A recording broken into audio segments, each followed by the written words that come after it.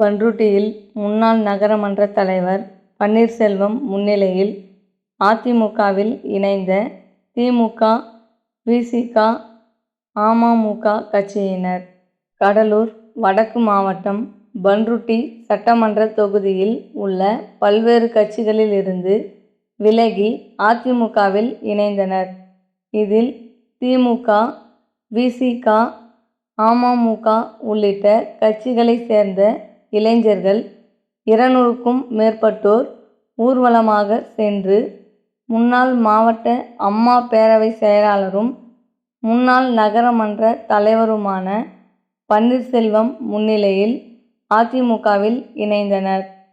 கழகத்தில் இணைந்த அனைவருக்கும் கழக சால்வை அணிவித்து முன்னாள் நகரமன்ற தலைவர் பன்னீர்செல்வம் அனைவரையும் வரவேற்று வாழ்த்து தெரிவித்தார்.